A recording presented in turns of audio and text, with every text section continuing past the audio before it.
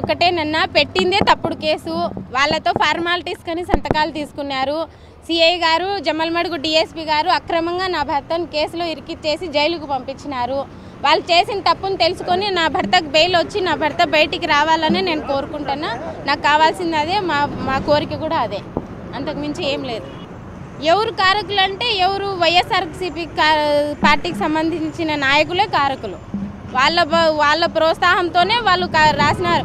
అంటే డిఎస్పీ గారికి, ఎస్ఐ గారికి మా భర్త మీద ఏం పర్సనల్గా పగలు లేవు కదా, వాళ్ళు చెప్పింటేనే వాళ్ళు చేసినారు. ఈ రోజుకి 48 రోజులు అయింది. 2-3 సార్లు చేసినాం, రానియడం లేదు. పోలీసులు ఏం చెప్పడంలే. ఆ పాప కేసు రాసినామని చెప్పి అనే వాళ్ళ ఇంటికి కాపలా పెట్టినారు. వాళ్ళని మమ్మల్ని కలవనీయకుండా, రాజీకి రానియకుండా చేస్తున్నారు.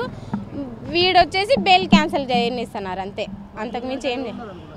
ఇంకా ఇందాక చెప్పినాను కదా, నా వైసీపీ పార్టీకి సంబంధించిన నాయకులే దీనికి కారణం, ఇంకెవ్వరూ లేరు.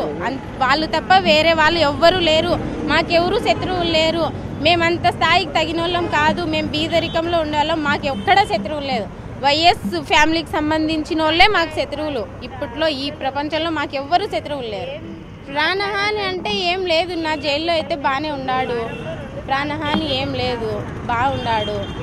ఏమంటే లోపల ఉండి మానసికంగా ఒంటరిగా మనిషి దెబ్బతింటున్నాడు అంతే.